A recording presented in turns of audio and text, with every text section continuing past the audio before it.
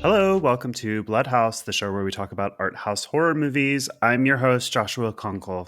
And I'm just a little lychee fungus growing on the side of you, Drusilla Adeline. Welcome to another week of Bloodhaus. What's up? How's it going? It's going well. I feel like in the past few weeks that I've done this little intro bit, I've been like, isn't it so nice that like I have some time off? And that's gone. Yeah. That's short-lived. That's gone. That's out the window. I am booked and busy once again. I am hustling, and on top of that, we're stepping into the autumn season in Los Angeles. Spooky season. Which means spooky season, which means Beyond Fest, which means fucking pumpkin patches, which means Halloween Horror Nights, which means so many screenings and events and friends parties and things like that. And that's on top of, a massive workload. So things are coming along. I've been able to like find time to read. I've been able to find time to like kind of eke out some time for myself, but man, even like my main job has had me working till midnight a bit lately. So but listen, in this economy, consider it a blessing. Oh, I'm very grateful. Trust me.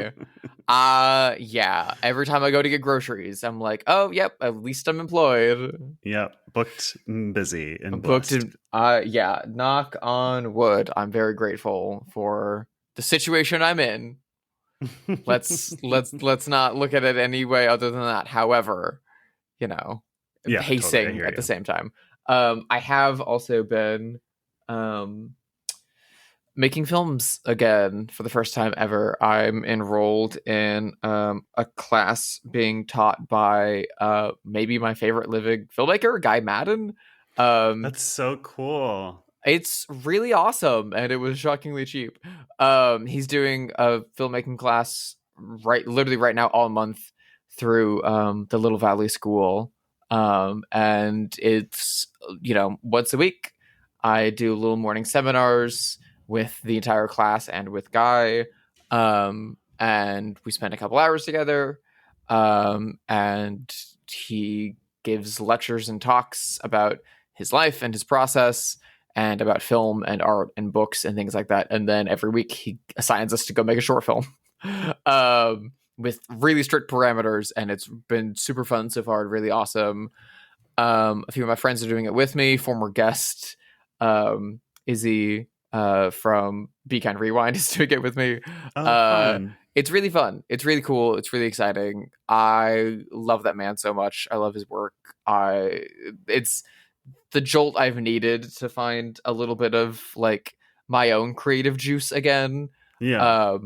Because, my job and my living is creative, but it's creative for other people, It's like I'm doing posters for that person's movie and that person's show and that thing that's got all those people in it. And I'm trying to fit myself into a mold rather than being like, what am I? What am I doing? Yeah. So it's a different way of thinking about creating that I haven't accessed in almost a decade, which is fucked up. But I'm a smarter and more well-rounded human being at this point in my life, and I have a better understanding of the technical aspects of the multiple crafts. So that's handy to have. I love that. I wish I had taken that class with you. You told me about it, and I meant to do it, and I just forgot about it. It's really cheap. The Little Valley School is great, and their next one is going to be in the fall, and they're having Kristen Johnson, who made Camera Person and Dick Johnson is Dead, the amazing documentary filmmaker. She's leading that one then. So if you're interested, cool. You, Josh, or listeners out there, but you can also just, keep an eye on them. I'm sure they're going to have a lot more like this going forward. It was like $150 flat. It's like incredible. I coastal for a month-long class, LA status, but yeah, for a month-long class, and you're not like paying for anything else, and you can like use anything to make things. You don't have to. I'm a big class taker. I take classes all the time. I have a lot of hobbies, and I'm just like really into that. That's really cheap. It's really cheap. Yeah. Yeah, it's been great so far. I'm excited to keep going with it. And it's also providing like a required structure and rigor to my weeks and to my days that I also need because I Yeah. have severe ADHD and it's easy for me to hyper focus and spiral. What about you? What have you been up to? Oh boy. Well, I'm doing a fair amount of work, but I've also been indulging in some new hobbies. I'm getting into making pies from scratch, like Oh trying fuck to yeah. like perfect my pie crust, my homemade pie crust. I'm writing adventures for tabletop role playing games out of nowhere. Cool. Um, so I'm doing that, but I've been watching a lot of movies actually. I finally watched the 80s remake of Breathless, which I didn't know existed until about Oh a month ago. yeah. The Which Jim McBride. yeah, Vinegar Syndrome released a nice disc of it. It was really cool. Where Breathless is black and white, this is like technicolor comic book aesthetic, very poppy. Yeah, it's definitely worth checking out. It's actually not what I wanted to talk about. I just happened to be looking at the disc. What I wanted to talk about was I finally saw Eddington. Oh yeah, the Ari Aster joint. Yeah, I loved it. I I That's think awesome. it's my favorite movie of the year. I think it's my favorite Ari Aster movie in general.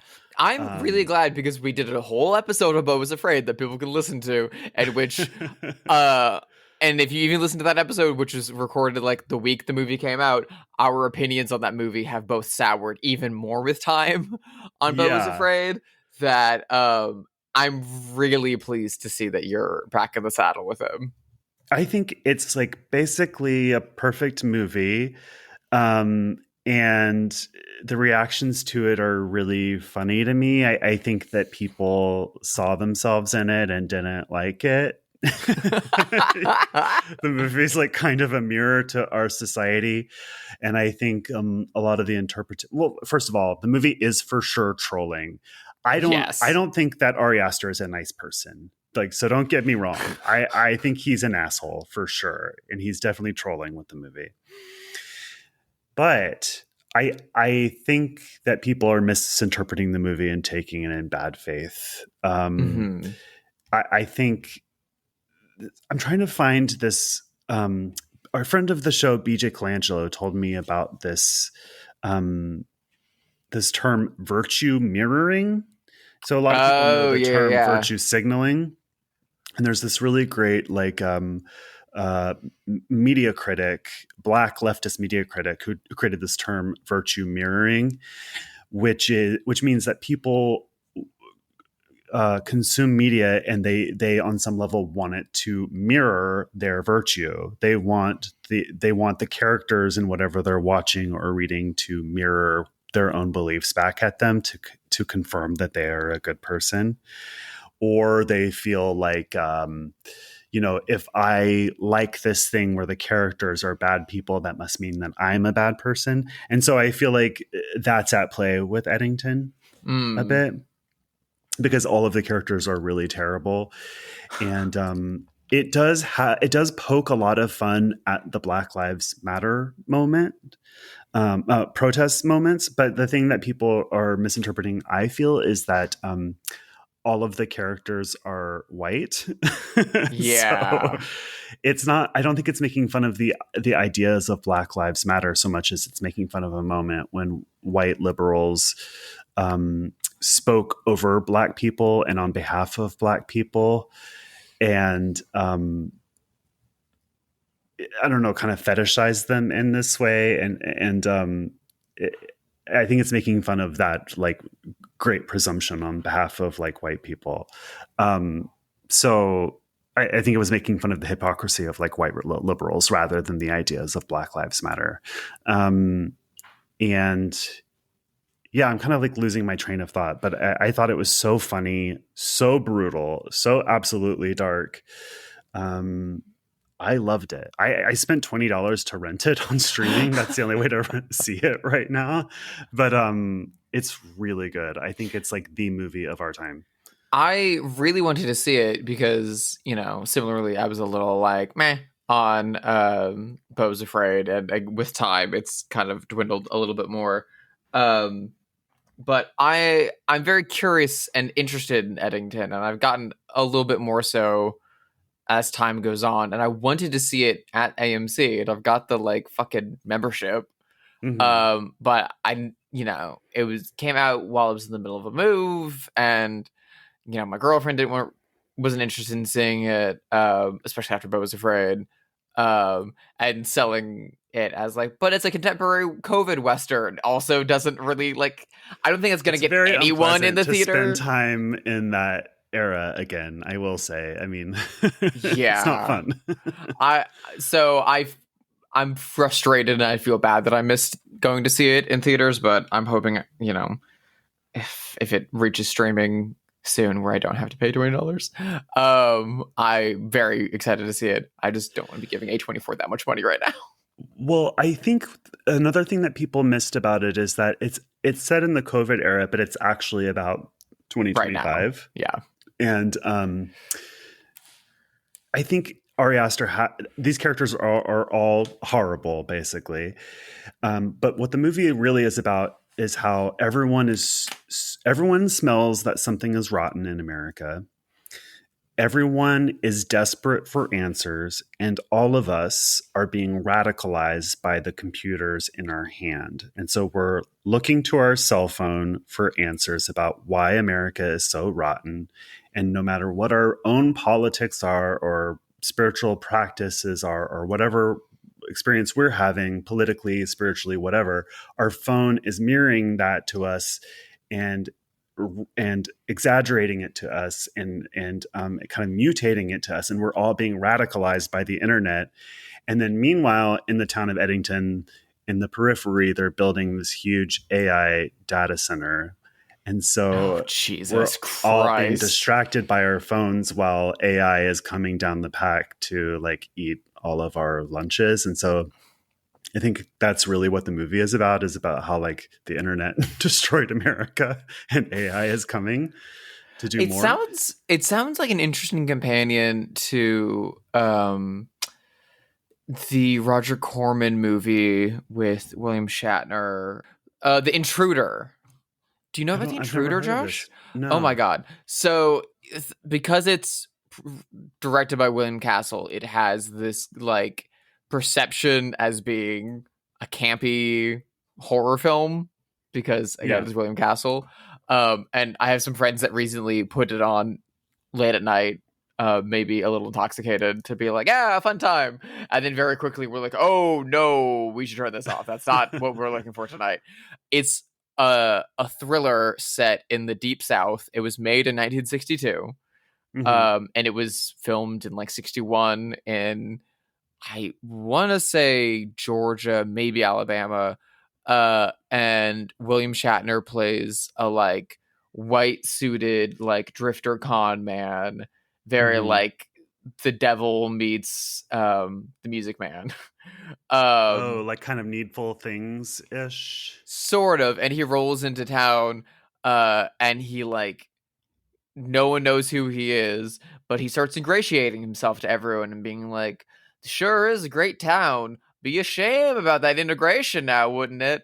And he like starts to like prey on existing prejudices and spread further racial malice. And like he himself, like you kind of follow him spark this town into like devolving into like a nightmare of racial violence. And it's really uncomfortable to watch, but it's a really like stark, blatant look at the way that people will use those things to manipulate like whole crowds and populi. And it's really strong and it's really amazing. And the movie's very anti-racist and very pro-African American and amazing. And I mean, Roger Corman famously says that they got fucking ran out of town when they made it, and then they just wrapped it up and left Yeah. and finished the movie and whatever. It does sound like it would be a good companion piece. I mean, there is like one black character in Eddington who is a cop, and like all of the white characters across the political spectrum are constantly telling him how he should feel about any given thing and speaking on his behalf. And I actually think people compare it to the movie from last year, Civil War, a lot, and people have a lot of the same criticisms of it that they did Civil War. I think those are sort of like companion films. I think this movie is a lot better than Civil War, but I actually think that this movie is somewhat apolitical in a sort of sociopathic way, because I think what Ari Aster is really interested in is like how our brains are broken because of the internet. I don't think he's like particularly interested in the ins and outs of like the politics that he's portraying, which you could view as problematic or not. But yeah, I think it's a super interesting movie. I think he's like such a skilled filmmaker. I think he's got such a strong voice. It's super funny. Unlike Beau is Afraid, it's a very cohesive movie from beginning to end. You know what I mean? It's not, It doesn't have discrete I don't mean that in a judgmental way. It doesn't have like discrete sections like Beau is Afraid. It is like one movie of a piece that just builds and builds in dread until it becomes basically like a single shooter video game in the last act. Jesus Christ. It's crazy. It makes you feel horrible dread. It is very funny. It's super mean-spirited on purpose. It's certainly not to everyone's taste, but I really loved it. I need to give it a shot. I need to literally. Oh my God. Well, I went out to the theater instead of seeing Eddington. Eddington was already out of the theaters when I saw this. Yeah. This past week with another friend of the show, Jose Gallegos, and my partner to go to the Laemmle in North Hollywood to see the new Quay brothers film. Oh, I didn't even know they had a new feature. They finished it last year and it did festivals last year. I had no fucking clue. Like, they've only done like one other feature? Yeah. Like 20 years ago or something.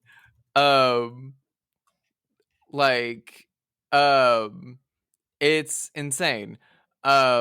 I love their stuff so much, and Jose is a huge fan. And Ivory had never heard of them or seen any other stuff, and I was like, they do desaturated stop motion with little broken like dolls. You're gonna love their stuff so much. However, so the movie's called Sanitarium Under the Sign of the Hourglass. I'm reading about it now. Wow, and this looks so cool. Based on the novel of the same name by Bruno Schultz, who also wrote Street of Crocodiles, which the Quay brothers adapted as a short film in the 80s, and is probably their most famous piece. But I'm a huge idiot and didn't draw the title parallels that Sanitarium Under the Sign of the Hourglass, the novel, and now this film. The novel was also the basis for the Wojciech Haas film Hourglass Sanatorium from the 70s. Yeah, which is a crazy movie. That I haven't seen yet, but I own. Oh, you haven't? I only watched Haas's movie, the Saragossa manuscript, like last year or something, and loved it. But Hourglass Sanatorium's been on my list for a minute, and I was like, I need to get around to that. I'm really excited to see it. That'll be fun. I obviously haven't read the Bruno Schultz book yet, which is about it's a very like surrealistic Kafka-esque journey to discover his father in a sanatorium. It is about his own memories and recollections of his father, and then interpreting through his own dreams and then other like stories he's heard about his father and mixing it into this a way of reckoning with himself, his relationship with his family lineage, and things like that. And also, with Polish identity in the 1920s and all these things. And so I didn't know that this movie was connected to that movie, and I obviously hadn't read the book. And the Quay brothers film is so much more abstracted than either of those two things. Oh, really? And it's 70 minutes, and the entire time I was like, this is just a mood piece. I am just like there's almost no dialogue. In a good way? In a great way. I loved it. Okay. I loved it, loved it, loved it, loved it, loved it. However, I had zero context Yeah. at any point. And a novel that's already full of surrealism and symbolism that's then being abstracted out further with next to no dialogue in a surrealist stop motion depiction that's edited in a way as to imply like time loops and intentional use of repetition, and taking the symbolism even further, abstracting it even further. It was really just like swimming in the deep end. Yeah. I loved it. I had an amazing time. But it really, really, really has lit a fire under my ass to be like, I need to see Hourglass Sanatorium. And then after that, I need to go read the Bruno Schultz book. And then maybe I should do all of them again in reverse order. I mean, my memory of Hourglass Sanatorium, which I saw maybe in 2020 or 2021, is that it is pretty surreal. Yeah. It's like, I kind of remember having like an Alice in Wonderland type sort of structure, like vignettes almost. You know, like someone is just taking a long walk through a sanatorium and meets one crazy person after another. And that's it. Yeah, it's kind of like that. Except there's each person he meets is like a demon with 6 legs, and you're like, oh, yeah, okay. And then occasionally it'll like switch from stop motion to live action, and then back to stop motion, and you're like, those were the same characters. Okay, all right, yeah. Okay. It was fucking phenomenal. I really, really, really loved it. I really want to see it again. It's produced and presented by Christopher Nolan, who's like a huge Quay brothers supporter these days. That's not surprising. It's interestingly in the same way, Ari Aster is kind of the big supporter and financier of Guy Maddin lately. Oh, wow. He produced Rumors, his last movie that Cate Blanchett stars in. Yeah. And apparently they're working on like a further projects together, but like it's really interesting how like for the Quays, they can be like both the Quays and Guy Maddin like came out making experimental surrealist work, a lot of shorts, a handful of features in like the 80s and 90s, toiling away in like England, Poland, Canada, whatever. And then it was kind of like, oh, having trouble getting work, and then younger filmmakers make tons of money, start to slowly become household names, and are like, I like those guys. Yeah. Can I give those guys some money? And it's honestly really exciting, and maybe the best thing Christopher Nolan's had his name on in a long time. Yeah. I really loved it. I'm shocked it was even playing at the like Lemley that plays the Marvel movies. Yeah.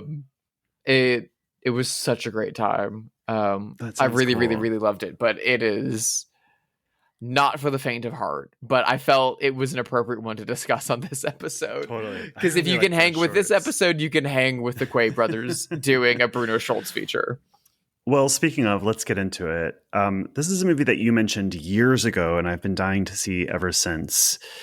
It is from 2022, directed by Mark Jenkin. It is Enys Men.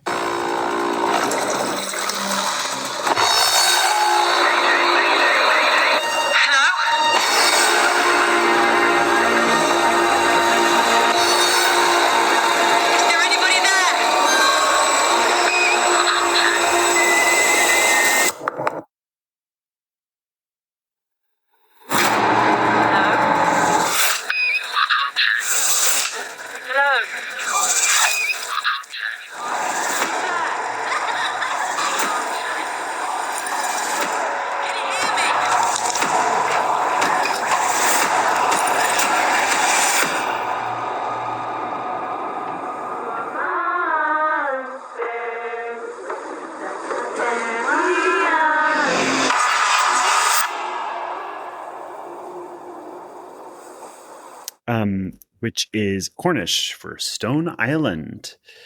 This is an experimental psychological folk horror film shot on 16 millimeter film during the COVID lockdown. It is non-narrative. It was shot without sound sync, so all of the sound was done in post-production.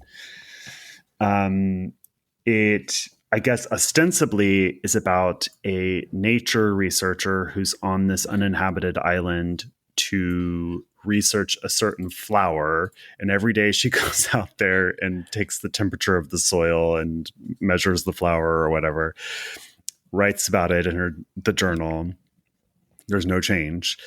Then on the walk home, she drops a stone down into a well.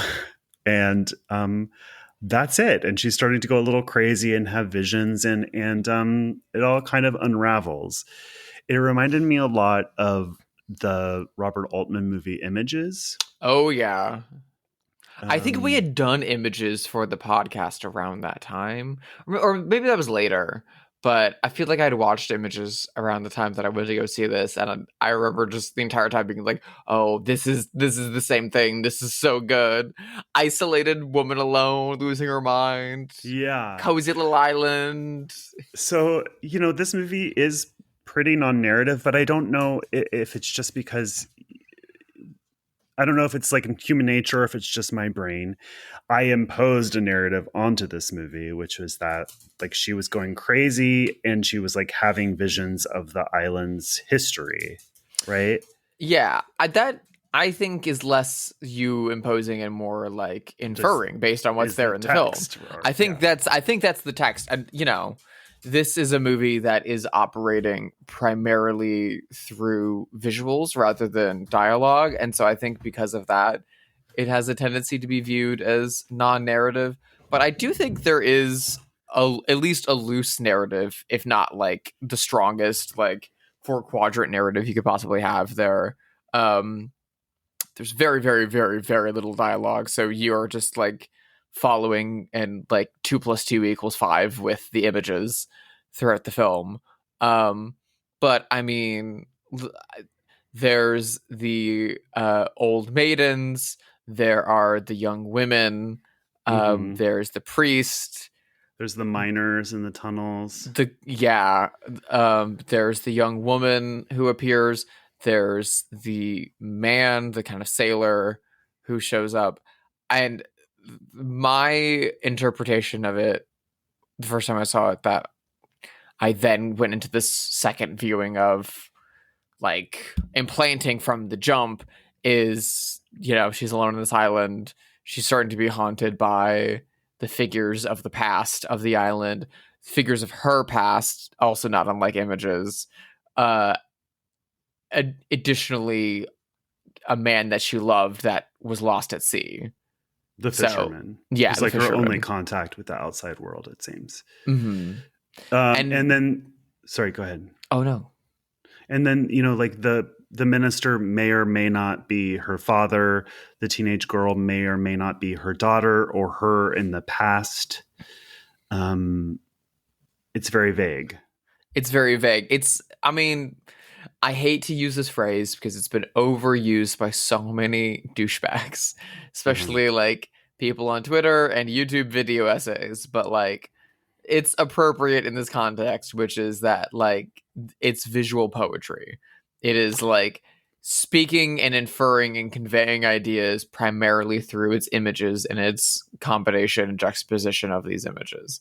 Yes. Although a lot of people on Letterboxd compared this to Skinamarink, which I guess I could see in terms of its pace, but this actually does have a story in a way that Skinamarink doesn't. It's also operating in a different way than Skinamarink. Skinamarink kind of mostly exists to be a like bedtime story, like bump in the night.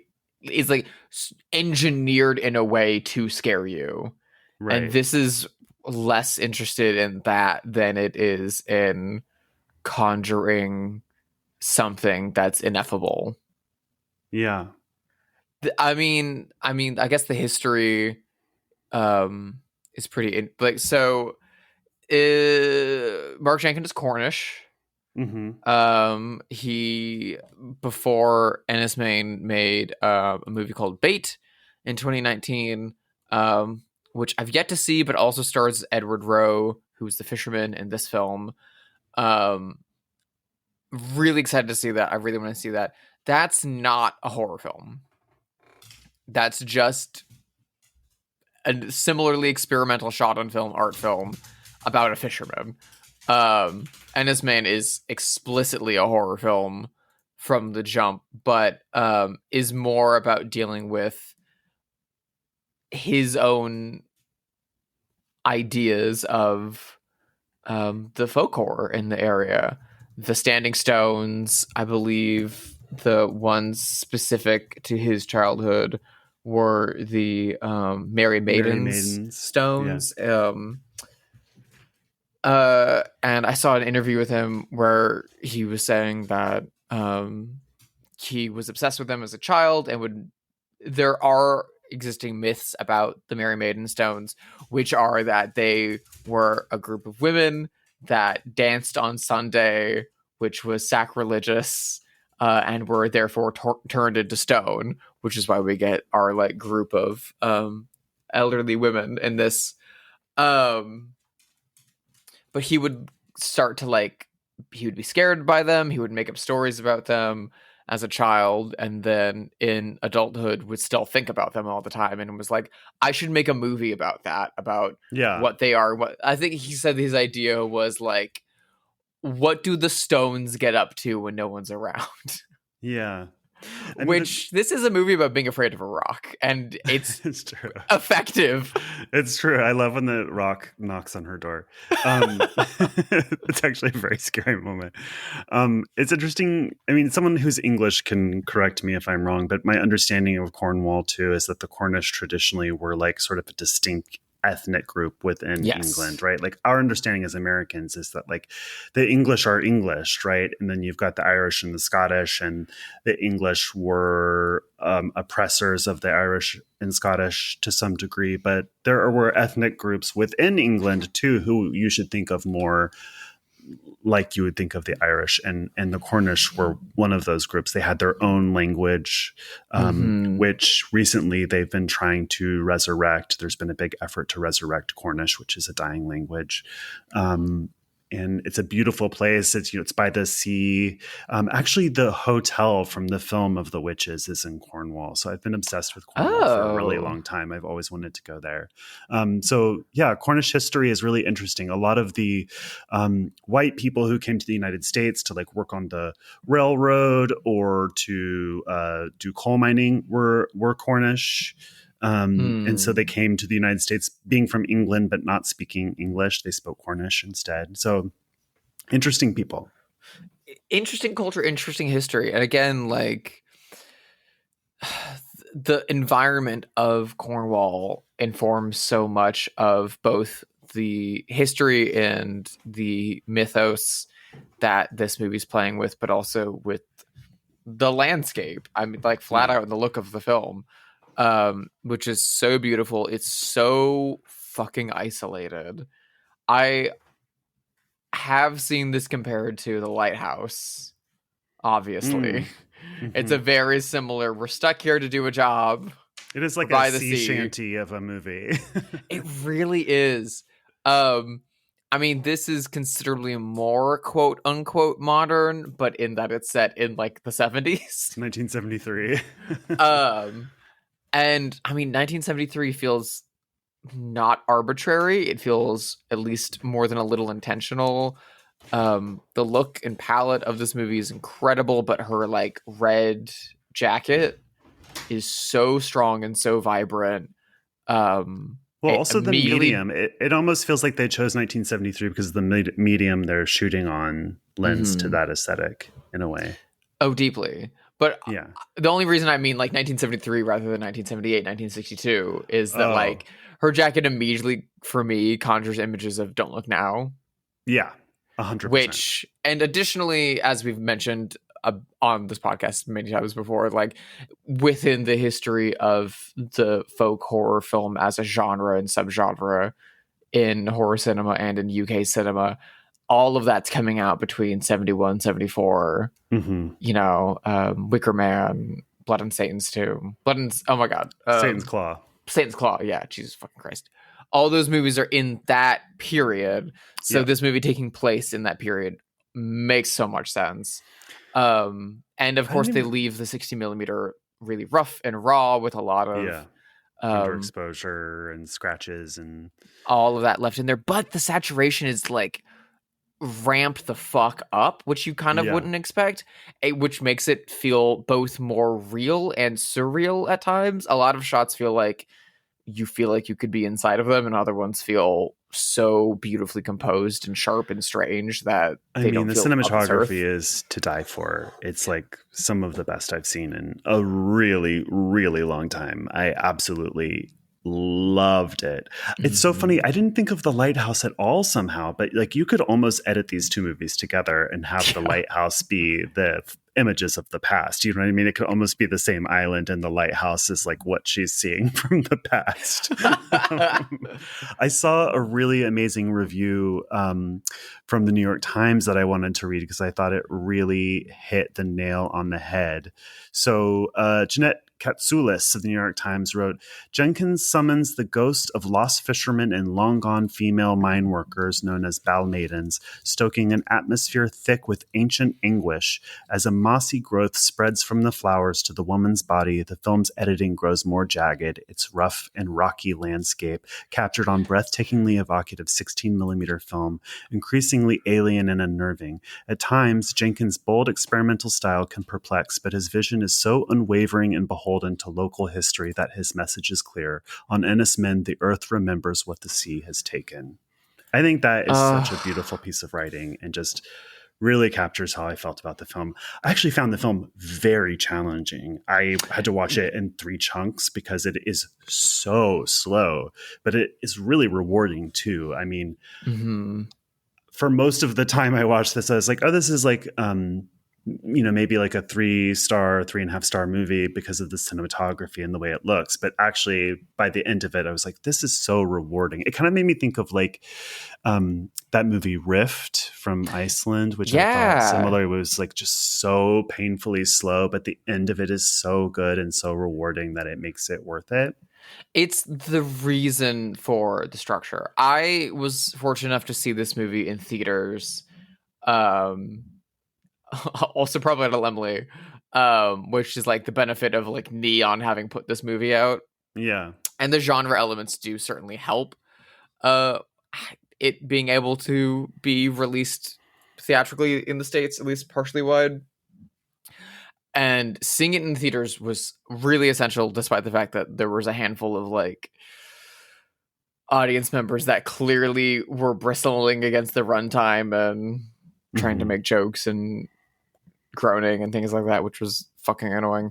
But the sound design of this movie, it's really good. It should be noted that the directing, the writing, the cinematography, the sound design, and the score are all Mark Jenkins.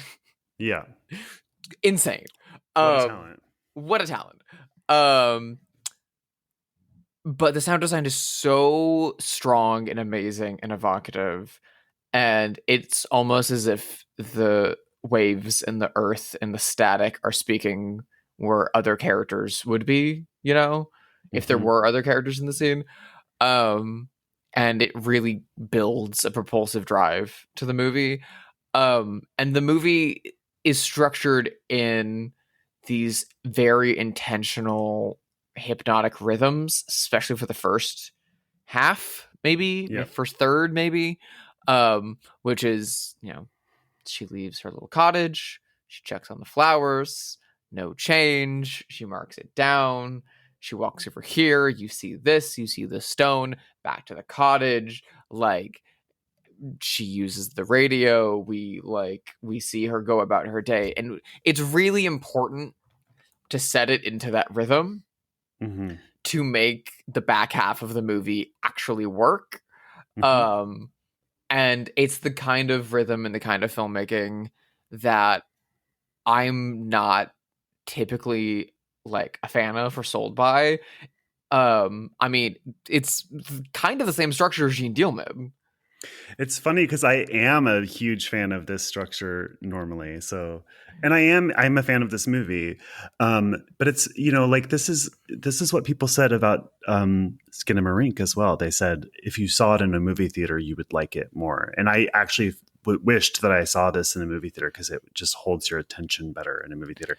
I'm a great film watcher at home. I am somebody who like lights are off, phone is away. Mm-hmm. I am watching the movie, but I still found it challenging to watch this at home. It's a challenging movie for me.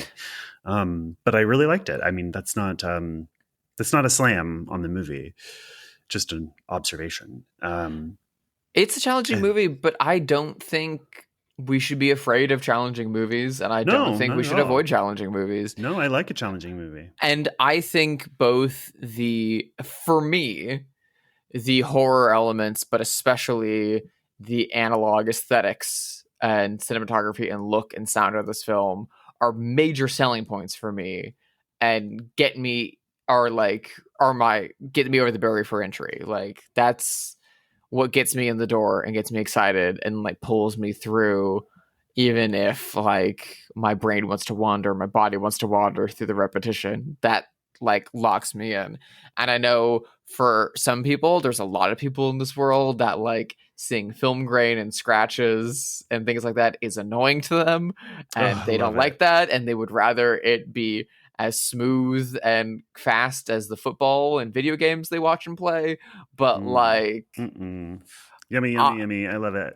Give it to me. Truly.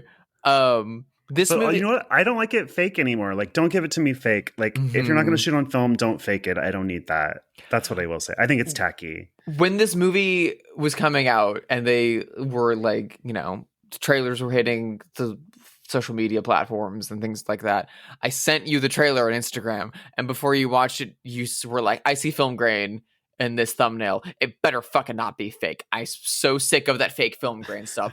This better actually be shot on film. And I was like, no, Josh, it's Mark Jenkins and shot on 16. You're safe. You'll be fine. I just think it's tacky. It just feels like, I don't know. I get it. To me at this way. I get it. I mean, I just made a fucking short film on my iPhone and slapped it into black and white. Like, I get it. Nothing wrong with that. I think that's fine. I like visual storytelling. I like being able to convey a movie with images predominantly. And, there's so many film bros out there that champion Dune and Denis Villeneuve for doing things like that. Denis Villeneuve was doing interviews for Dune all the time that are like, I don't like dialogue, trying to strip it out as much dialogue as I can, just speak with the images. And there's a lot of film fans out there that adore those movies and adore Tarkovsky and things like that are operating in that way, and they're like, oh, it's pure cinema, it's just images, it's dude, it's fucking Kino, brah. And I'm like, okay, show the fuck up for Enys Men, show the fuck up for Mark Jenkins, show the fuck up for Guy Maddin, show the fuck up for there's so many great experimental films that operate in that way, but they're doing it in different forms and in different rhythms and with different materials and speaking to different stories. And this is, to your point, a story about a woman alone on an island dealing with isolation and folk legend and ghosts and her own past and trauma. And that might not be a selling point for some fucking film bros that want to watch a Tarkovsky movie about, God and riding on a fucking little trolley tram and making sure that the candle doesn't get wet. But I think that she has a history of self-harm, the character. Oh, extremely. There's a scene where she kind of seems to fall into a trance and sets her own hand onto an electric stovetop, which I've done by accident in my life. It's very painful, I assure you. And then there's a flashback. I also think the teenage girl is her in the past because there's a flashback where she jumps off the roof and goes through a glass ceiling of a greenhouse and cuts her stomach. And it's the same spot where the adult version of her has a scar now. So that's what makes me think it's her. So it seems like she was trying to harm herself in the past. So it seems like, to me, I read that as like some sort of like, let's scare Jessica to death mental instability going into being alone on an island, you know, almost like Jack in The Shining. Like, he's going into this isolation already unwell. Yes. It's like, okay, isolation and cabin fever is gonna be rough on anyone. But this man's alcoholic and physically violently abusive to his child and wife. Let's let him alone in there. We'll check in on them in a couple months. And just like The Shining, this is not a normal island. It has a pagan standing stone. She's seeing the ghosts of the past, which include little girls in white doing pagan dances of some sort. Miners who died in a tragic accident. All the shots that just pan across the miners with the like so candles creepy. Burned onto and it's played so matter of fact. The way she stumbles upon the cave and they're just there, and you're like waiting for something to happen, and then it just cuts to the next day. It's so and then creepy.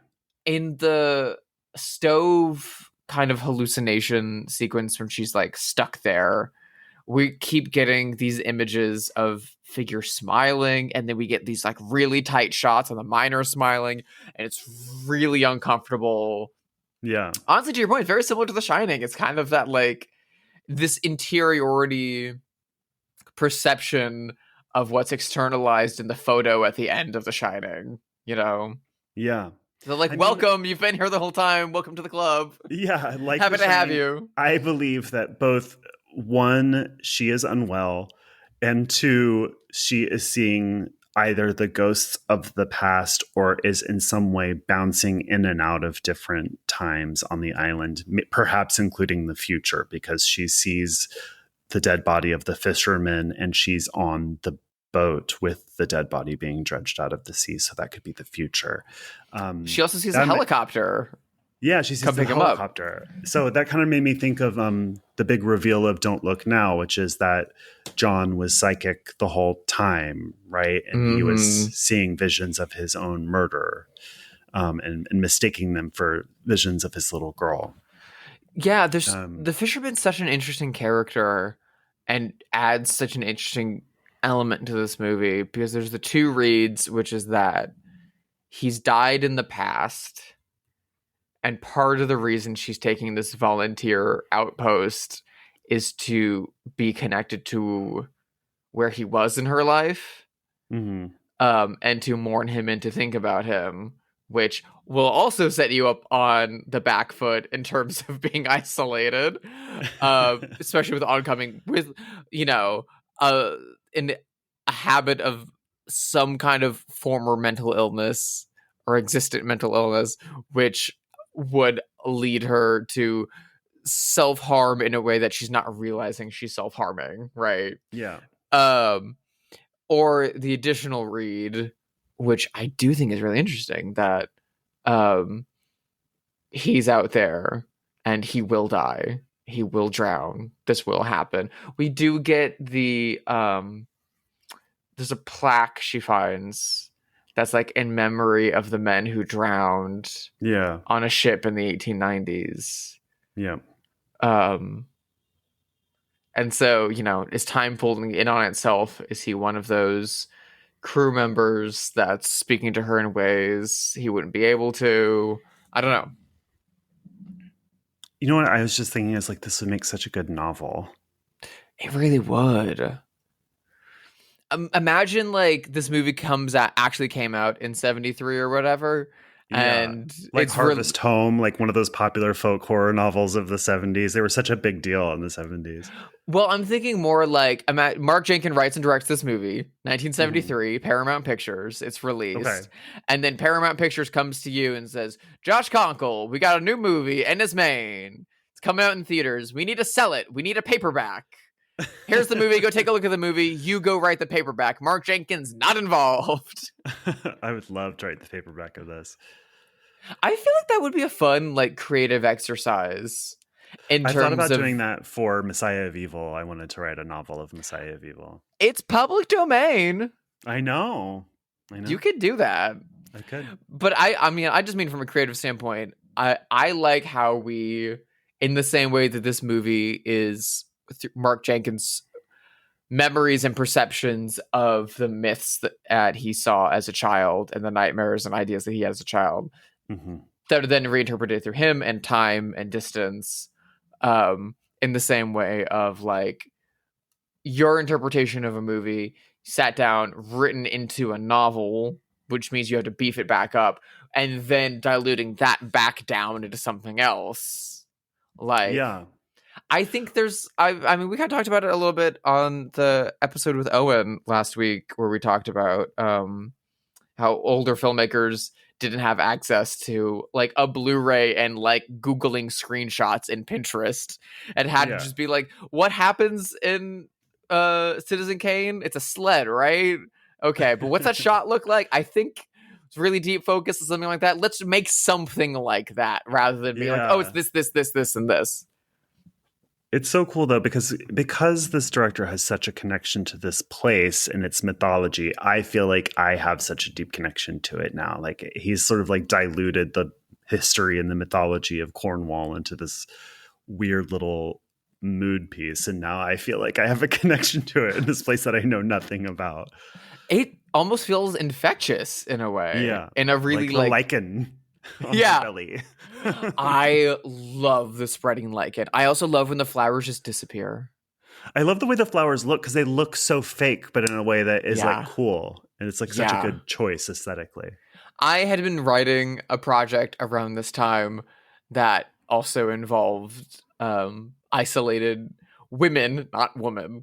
And I was like, oh, and I can just make up a like species of like plant, and then we can just make it out of like pipe cleaners and shit like that. Yeah. And be like, whatever, we made it. And then I went and saw Enys Men, and I was like, God damn it.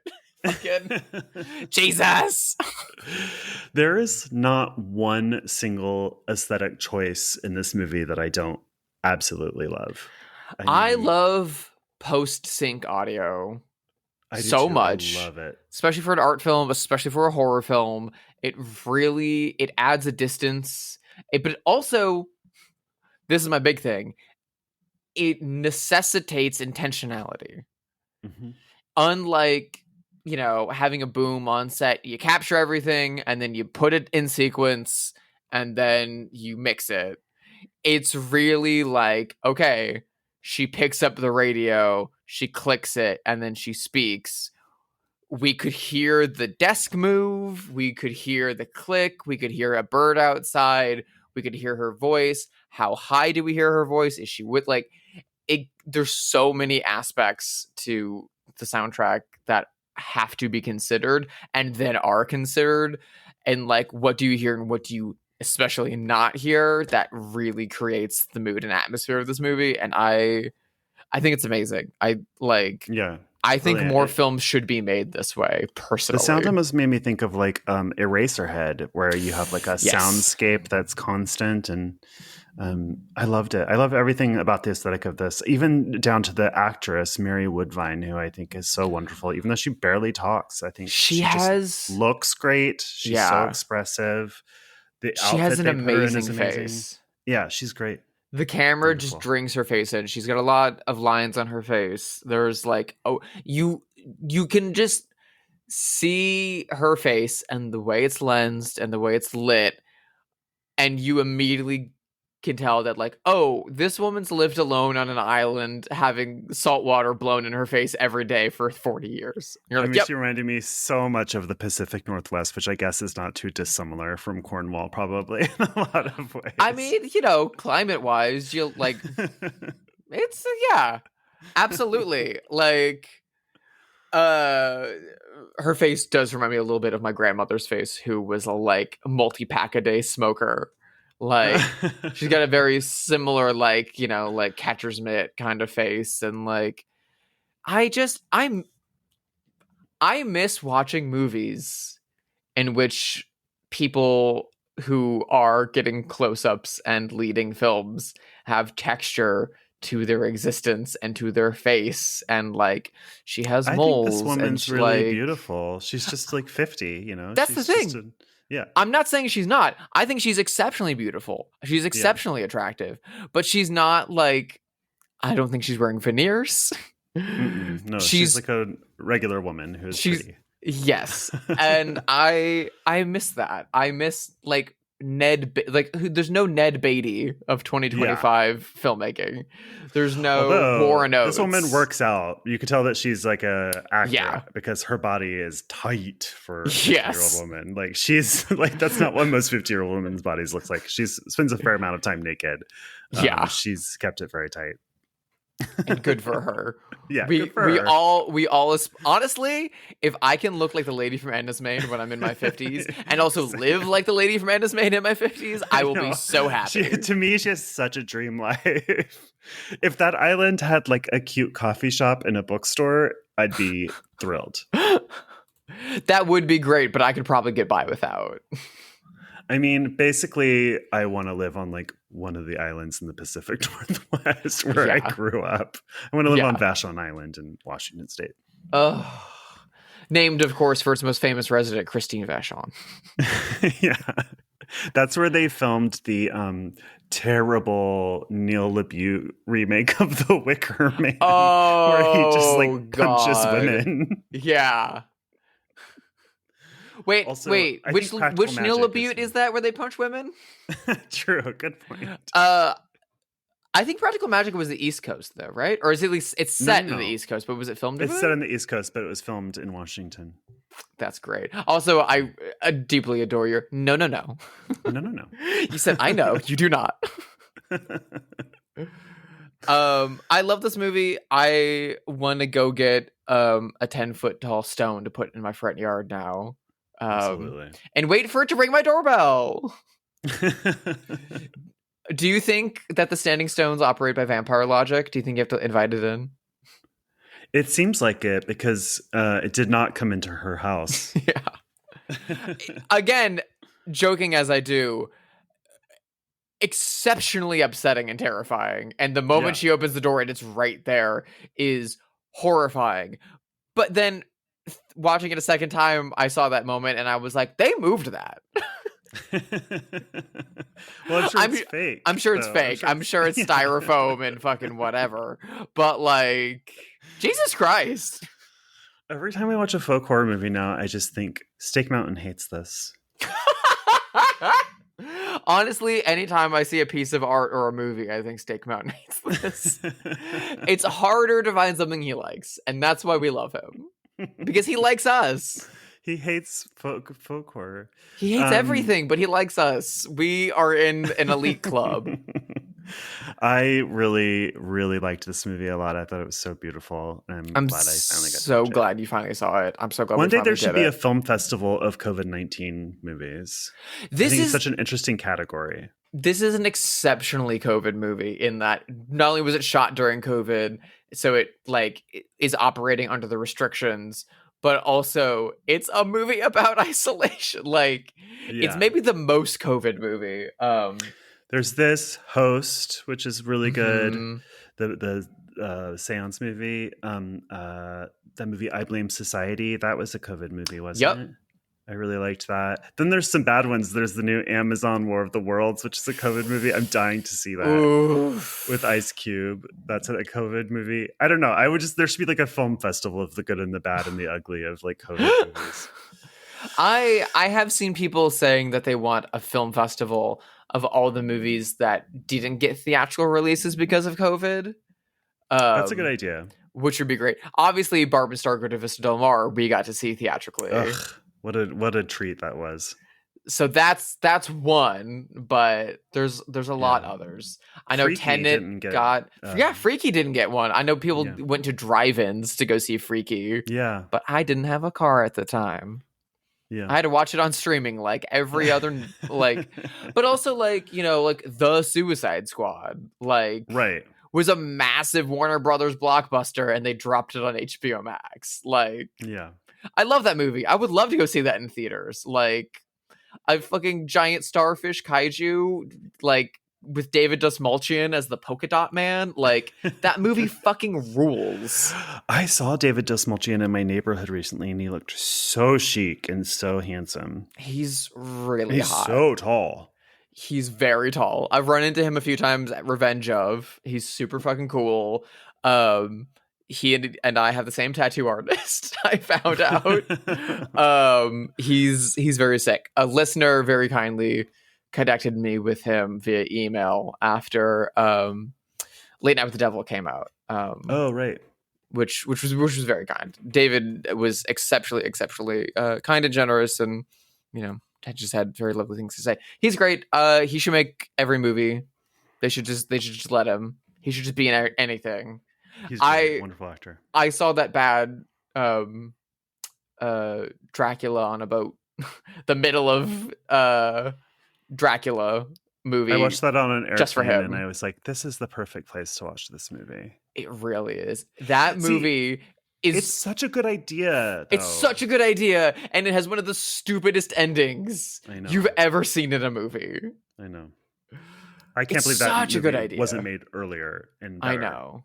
I had already seen Nosferatu, the Eggers film, before that came out, for reasons. Obviously, the Eggers film came out much later. I saw advanced screenings of it a year and a half before it came out, and then a year before it came out. One was for work, and one was because I was at a test screening, and they were like, "It's Nosferatu," and I was like, "Holy shit!" And especially seeing it post Nosferatu, I was like, "There's a way of doing this movie brilliantly, and you didn't do it." If Mark Jenkin had made the we're on a ship and there's a Dracula, there was a Netflix 3-part miniseries maybe in 2019. Yes, by the people that made Sherlock. And I thought the first 2 episodes were pretty good, and the middle episode was the boat, and I thought it was great. The 3rd episode was really dog bad. shit. Dog shit. We can say ruined it. Absolutely ruined it. The first episode is great. Yeah. The second episode, which again is all set on the oh my god, what the fuck is the name of the ship? Demeter? The Demeter, yeah. And even Dracula's one of my favorite books ever. I collect copies of the novel.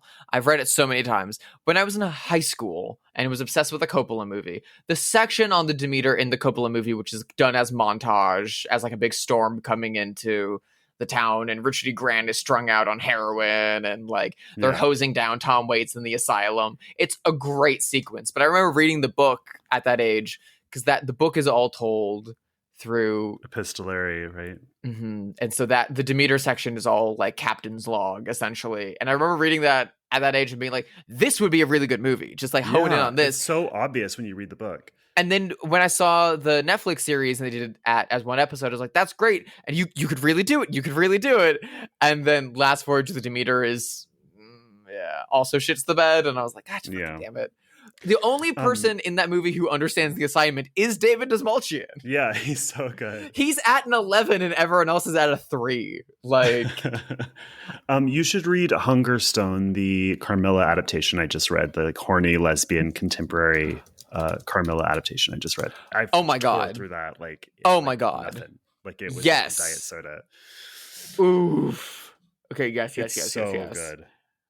I need something because I just finished. I know the cover, the green text. Yeah. It's really fun. I just finished reading one of the Richard Stark Parker novels, adapted by Darwin Cook as a graphic novel, which is cool. 300 pages. It was so fucking great. So I need something. So that sounds amazing. Let's play our favorite game, Have They Seen It?, where we speculate wildly whether notable figures have seen this movie. I have someone in mind. She's a British pop singer. Her name is Florence Welch of Florence and the Machine. She has the vibe of Enys Men. She does. Feels like she was born there. Someone pulled her out of a well at Enys Men. But is she Welch or Cornish? I don't think she's either. I know. It's just her name is Welch. Yeah. She's English. Yeah, I think she would have seen it. I think she could have, anyone anyone like her or Kate Bush or anyone who presents or performs in any kind of aesthetic or caricature along those lines, I feel like should be required to put their money where their mouth is. This director should do a Florence and the Machine video.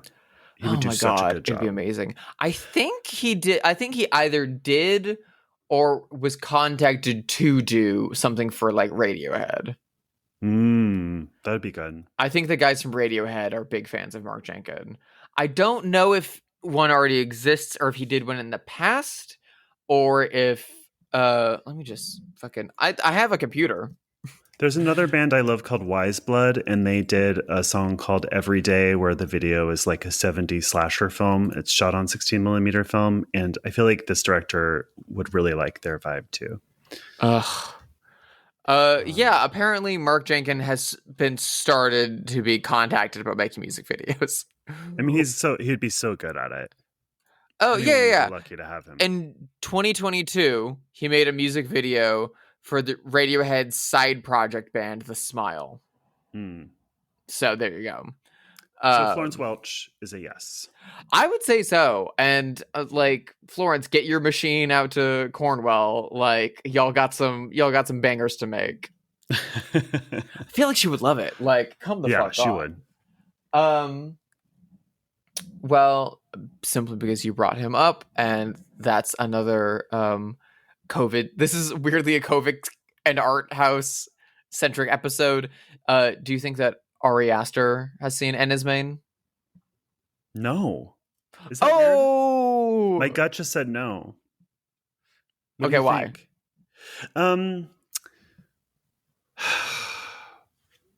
I don't know. Just pure gut. I feel like he would like it.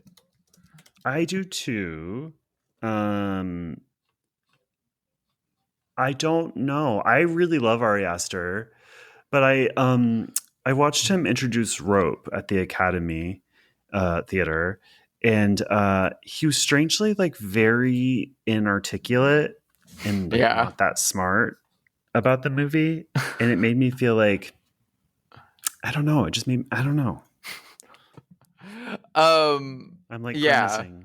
I feel weird. I know he's a big fan. Like I said, I know he's a big fan of Guy Maddin, so I feel like the overlap is there. But Guy Maddin is much funnier than this movie is. Oh yeah, Guy Maddin is a comedic filmmaker, and so is Ari Aster. Ultimately, I mean, that's the thing. So there certainly is that. Yeah, I mean. I would say so, but I also feel like, you know, he was probably busy on wrapping up Beau is Afraid at the time, or doing junkets for Beau is Afraid. I would have hoped he would have been able to see this at a festival. Yeah. If he saw it, but I don't think he's seen it since then. And here's the other thing. Ari Aster, in fact, is not a horror filmmaker. No, he is not. He never wanted to be, I don't think. I think what he always wanted to be doing is like Beau is Afraid and Eddington. And like he just used horror to get his way in. Yeah. It's very old, tale as old as time, really. But like it doesn't happen that much anymore, like the way it used to. But I think horror was just his door into the industry. I agree. I think he used it as his calling card because Beau is Afraid is very much based on the short films he made in college and the things that he was writing in college. And you get the feeling that it wasn't much edited before production. And Midsummer, which is a horror film, is very much from a directorial and writing lens much more interested in the works of Ingmar Bergman than it is in any kind of folk horror. Yeah. So it feels like Hereditary and Midsummer are eager to please other people. And Beau is Afraid and Eddington are eager to please himself. No one. Yeah. And I don't mean that as like pejorative necessarily, but it's just my observation of the work. I mean, it seems true. Yeah. It seems like, you know, the like one for them, one for me situation is he got two in for them and then these are for him. Yeah. Oh, it's my turn. Oh.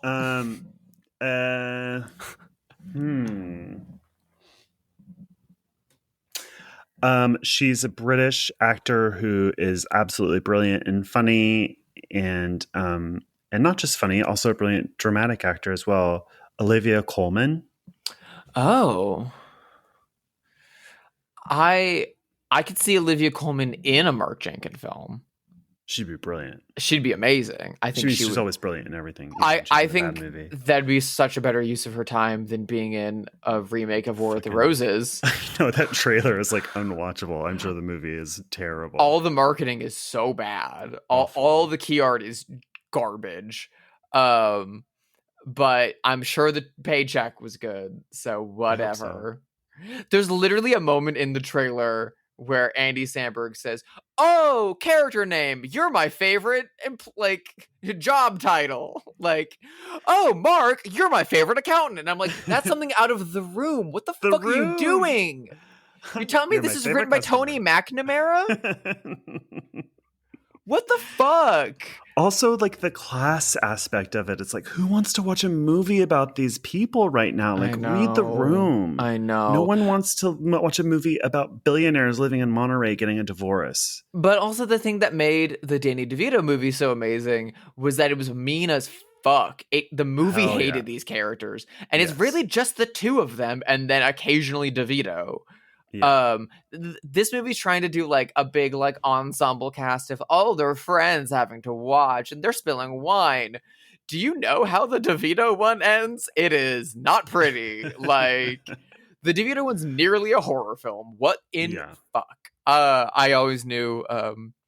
Also friend of the show, Michael Verratti used to always say that his go-to first date movie was War of the Roses, because if you can get through that, you can hang. I love that movie. So good. So Olivia Colman, I'm gonna say no, but maybe. It seems like something that if she saw, she would like. I just don't know if. And I think the BFI put it out in the UK. Mm-hmm. I just don't. I think she's busy as shit, doing cameos on The Bear. Which are people still watching that? I don't think they are. I don't know. And I think, I think she's just too busy to go catch. Too busy too. But the world like this, of like London stuff is like very small. You know what I mean? Yeah. I used to do theater there a lot, and like the world of like television and film in London is pretty small. Yeah, people know each other. Yeah, I feel like I know Mark Jenkins has a new movie coming out this year that's been playing festivals, and I think he's working on another already. So it seems like the gears are in motion. I think Olivia Colman will see this movie. I don't think we've ever done that. I think she will see this movie in the future because her agent is going to call her and say, Mark Jenkins wants you for this. And she's going to be sent a screener of this and she's going to watch it. Probably on a laptop on a PJ. Yeah. But I'm also like, or she'll watch it like alone at night in the bath in like some lavish Nancy Meyers clawfoot tub, which I would watch an entire feature-length movie that's just Olivia Colman takes a bath to watch Enys Men. Like, you're watching Enys Men a little bit on a screen that's like 1/18 of the size of the whole screen you're watching, and it's mostly Olivia Colman in wide shot sitting in a clawfoot bathtub with bubbles up to her neck, and you just kind of hear the soundtrack to Enys Men. I would watch that for 94 minutes. I bet her private life is very, very Nancy Meyers meets the Cotswolds. Yeah. I hope it is. For her sake, yes.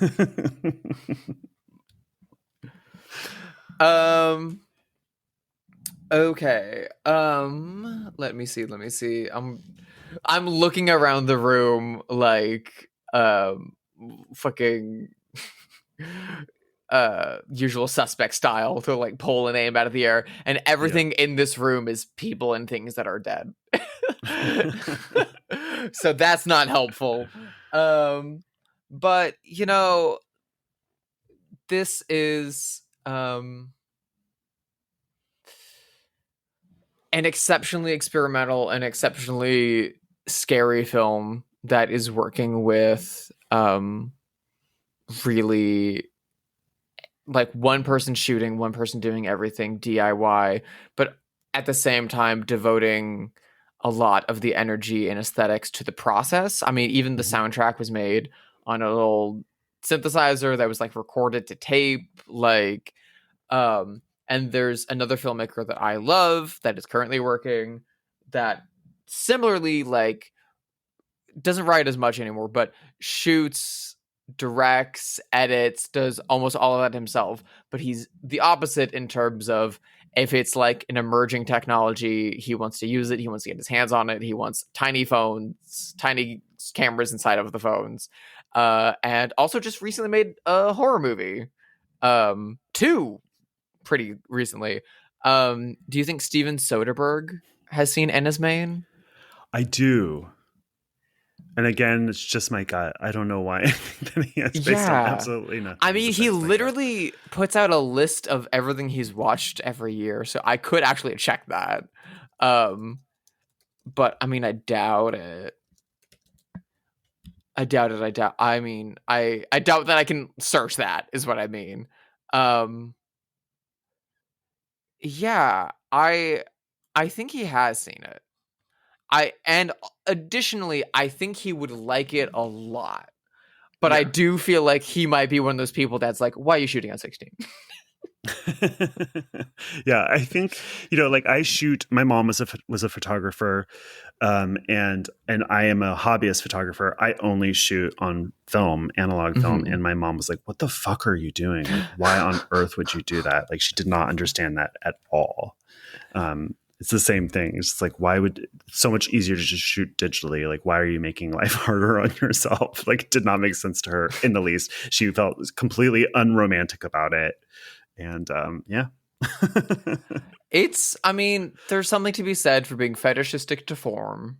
But additionally, I do think that, especially for a movie like this, which is very much about communing with nature and about the things within nature and in the world that are older than us that we may or may not understand, that creating art in an analog space is a part of that, like, significantly more than recording onto microchips. I also read an interview with him where one of the big points in making this movie was to have one of the smallest carbon footprints possible, right? Which is really, really commendable. And the carbon footprint that they had was really, really, really, really small, and was also offset. And like, I respect the hell out of that. That's cool. Similar to, again, AI data centers fucking stealing all the water out of the Southwest and Midwest. Yeah. Like, the amount of data and energy and power that it takes to run lights and cameras, and then to run a DI and to organize the footage and all that stuff is a lot. It's a lot. It's a lot. And not if you just have a Bolex and a crew of 2 or whatever. Exactly. Yeah. Like, you can cook your own little meals, you shoot on your Bolex, you get the footage processed, and then the most is, he edits digitally, but like, that's it. Like, he also seems like a guy who knows what he wants in the edit and isn't shooting willy-nilly, because he's editing and he's shooting. Yeah. And I mean, a roll of 16 millimeter film has 10 minutes on it and costs like $150 before you develop it. So it's like, that's so much. It's so expensive. So you're not doing like 2 and 3 and 4 takes of things if you don't need to, because it's just so extraordinarily expensive. All the more to the like supreme intentionality behind the creation of this movie, which you can feel in every frame, and it's part of the thing that just immediately grabs your attention. All the shots are so beautifully composed, and I know we say this a lot, and it can come off as crass that like, oh, we'd like to have that movie playing on a loop in our house and stuff like that, which can seem dismissive of being like, oh, it just looks pretty, put it on the fridge. But like, this is one of those movies that like, if I could stare at it long enough that I could live inside of it, I would. I want to study the structure of this movie. Yeah. Like, I don't know. I'm obsessed with it. I love Enys Men. I have the lichen growing inside of me, and so should you. I have it on my belly right now. Thank you for listening to this episode of Bloodhaus. Please rate it wherever you listen to podcasts. You can email us at bloodhousepod@gmail.com. And follow us on Instagram at bloodhousepod. Drusilla, where can people follow you? You can follow myself and my work at sisterhidedesign.com. There's a lot of stuff coming. I can't say when, but stuff's coming. So keep an eye on that. I'm booked and busy. You can also follow me on Letterboxd. If you look for Drusilla Adeline or Sister Hyde, you can follow me on there, and you can see, why I rewatched some of the stuff I've been rewatching, like the theatrical release of Diva, the 80s masterpiece of French cinema. And you can follow me on Instagram at Sister Hyde. What about you, Josh? How can people find you on the transmissions? I am at Joshua Conkel on, where am I at this point? Instagram and Letterboxd. What are we watching next week? I'm excited. Next week, we are watching a movie similar to Enys Men. These are two very Drew movies back to back, despite the fact that you picked Enys Men. It's another, more recent film. I'm not taking us back to the 70s, even though in a way I am. But additionally, I'm taking us to Italy, sort of, mainly by way of France. Basically, we're going to have a pizza pie that is full of heavy cheeses. In which we watch the 2013 art house surrealist giallo throwback film from the directing and writing duo of Bruno Forzani and Helen Kate. We will be discovering the strange color of your body's tears. Mamma mia. I can't wait. See you then. Thanks, everyone. Bye.